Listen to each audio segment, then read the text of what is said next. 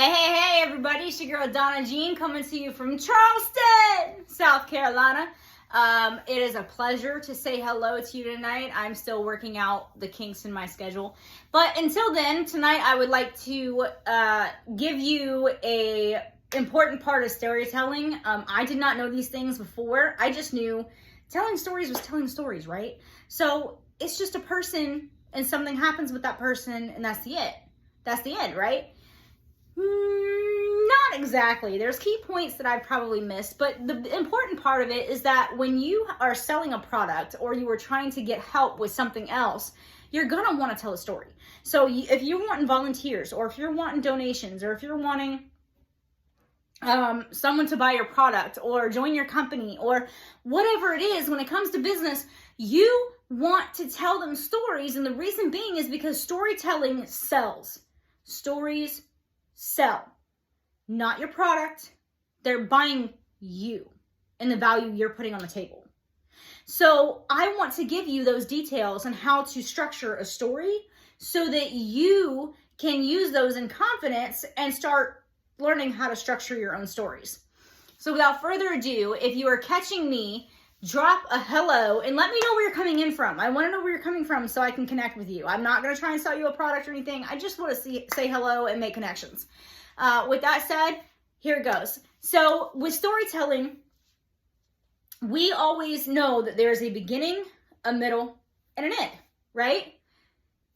Plain and simple. But actually, in the world of professional storytelling, there's a normal, there's a explosion, and then there's a new normal. So the way that works is, how many of you have seen the Chef Boyardee commercial? Right? Chef Boyardee down below if you've seen that commercial. So this one in particular, because they had several of them out there, excuse me, was this little girl. She walks into the grocery store with her mom and she's grocery shopping, and they pass by the Chef Boyardee in the aisle. And she looks at her mom and she looks at the Chef Boyardee and points to it and is like, "Mom, can I have?" Well, immediately mom looks at her and says, "No." But it wasn't like in a negative. It was just, "No, not right now." And of course the little girl gets sad. So she's walking through the grocery store. They check out and she gets all the way home and it's raining. And she goes to walk into her house, and the next thing you know, this can hits her in the foot. It's followed her all the way home out of the store.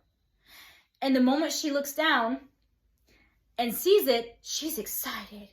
Her whole face lights up like a kid on Christmas.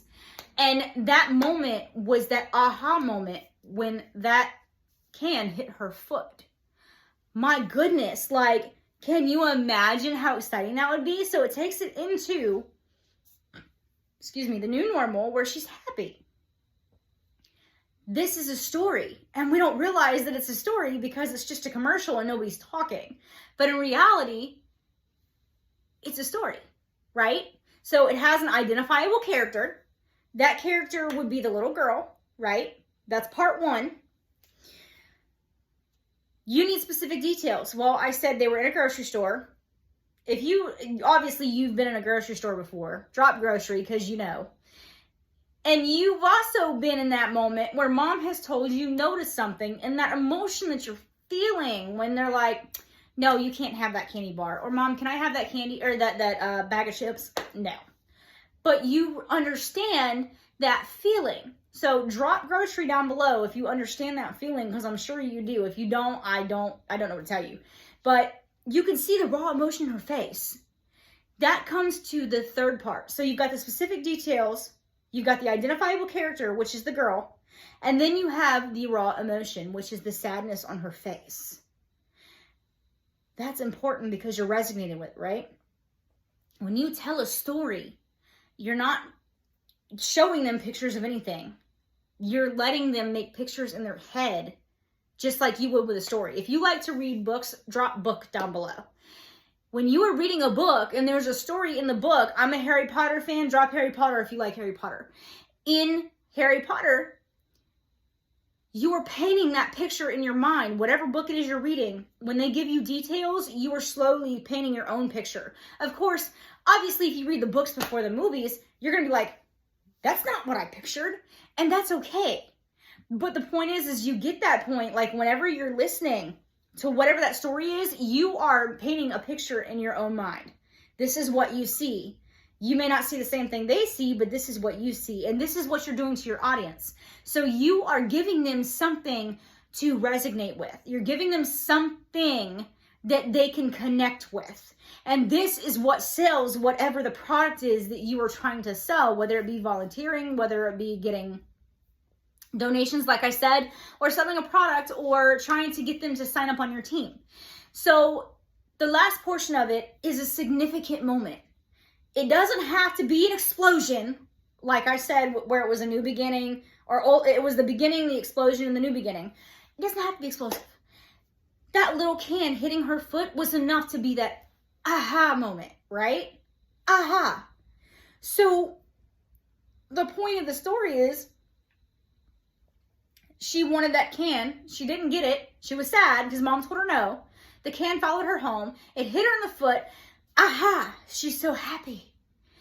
The new normal, she goes into the house and she gets to eat that ravioli and she's happy.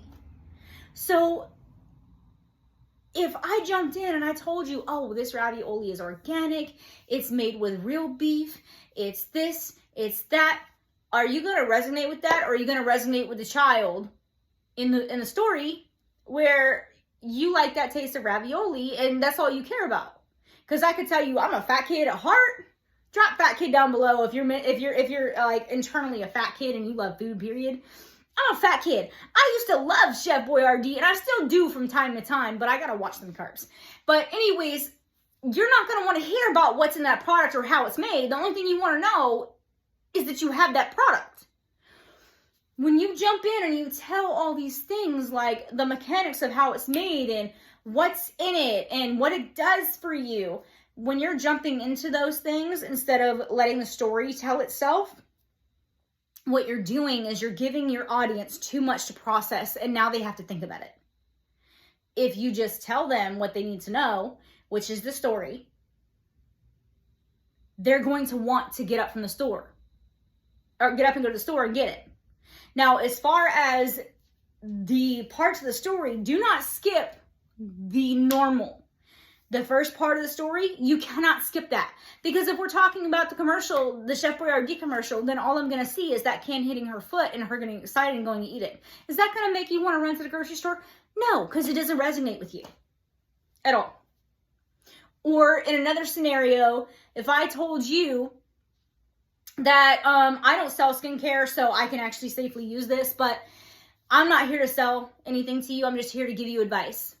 So a friend of mine on Facebook, which, by the way, if you're not following me on Facebook or YouTube or, well, this is YouTube. If you're not following me on Facebook or TikTok or Instagram, you need to click the link underneath this video and go find me. Because, yeah, I got more advice. I get on there more often. But also, please hit that subscribe button and hit that like button, because you know, the more subscribers I get, the happier I am, because I feel like I'm making a difference. So back to what I was saying.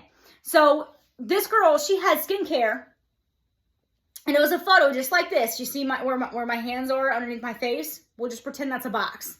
It was a face that was framed, okay? And on one, right here underneath one eye, was flat like this. And I guess it's kind of the lighting because it is flat. And on this side, you see the bag underneath my eye. I'm tired. I need to go to sleep. But I'm just saying, what she did was she took that serum and she put it on one side, and then the other side is left alone. And you can see the difference because on one side it's flat, and on the other side it's puffy as heck. And you can tell the girl needs some sleep. Like, baby, what are you doing? Go get some sleep. It's important, right? So it says, can you tell which side she used the serum on? Well, duh. Is it not bluntly obvious? But the point is, it's telling a story in itself. There's the old part, which is the normal. And then you have that aha moment, that product. And then you have the new one. Now, what if she took that and she put it in a small video and she ran with it? This is Susan. Susan was so tired and she hated the way that she looked in the mirror. She did not want to be seen in public unless she was going to work. She didn't have the energy to move around because she was tired, and she really felt insecure about the way that her bags were underneath of her eyes. So she came to me because she saw what my serum was doing and asked me, hey, what is that? I give her the information. She chooses to try it. She likes it. And guess what? Now she's happy and confident to go back out of her house again. She's not worried about being seen in public with bags underneath her eyes because they're gone. Imagine what can happen if you tell a story like that, because we're going to feel the raw emotion, right? We know what it's like to feel like we look like shit because we're moms. Come on now. Or single dads out there, you know, I can talk to you too. I can resonate with you, but I'm just saying like to the moms. I wouldn't say single dads either. Dads, period. To the moms out there though, I can tell you that I understand what it feels like to go out with a mom bun like this in sweatpants and a sweatshirt because I don't feel like getting dressed because I'm exhausted.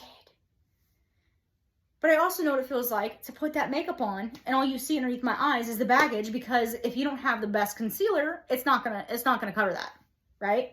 I'm not a makeup fan, but I wear it if I have to. So the point I'm getting at is you're telling a story and the product is basically selling itself based on the story you're telling. You just have to find the right story. So if I made sense with this tonight, please drop me a resonate, RESIGNATE, drop me resonate. And if you could please do me a favor and subscribe and like this video. And if you found it very valuable, please do me a favor and share it so that somebody else can get the information that you just got tonight. It's also on my Facebook and my IG if that's easier to share it that way.